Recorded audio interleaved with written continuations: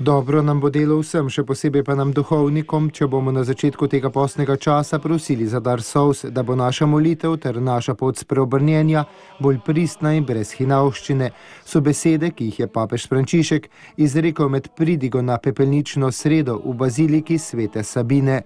Pred mašo je sveti oče vodil spokorno procesijo od svetega Anselma. Ci farà bene farci la domanda. Io piango. Il Papa piange. Dobro si bo postaviti vprašanje. Jaz jokam, papež joče, kardinali jokajo, škofje jokajo, posvečene osebe jokajo, duhovniki jokajo.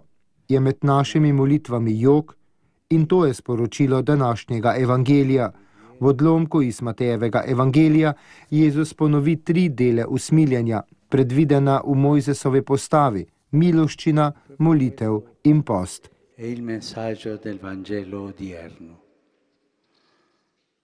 Tekom časa je te predpise po njegovih besedah najedla rja zunanjega formalizma oziroma so bile celo spremenjene v znamenje večje veljave v družbi.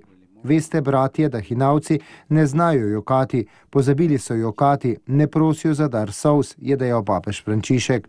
Ob sklepu pridige, preden je papež bil posipan s pepelom iz rok kardinala Jožefa Tomka, pa je še dejal, da nas obrazec pepeljenja spomni na resnico človeškega bivanja.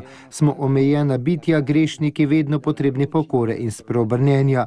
Povabilo k spreobrnjenju je torej spodbuda k vrnitvi, kakor je to storil sin v priliki v naročje Boga, nežnega in usmiljenega očeta, jokati v tem naročju, mu zaupati in se mu zaupati, je dejal papež Frančišek.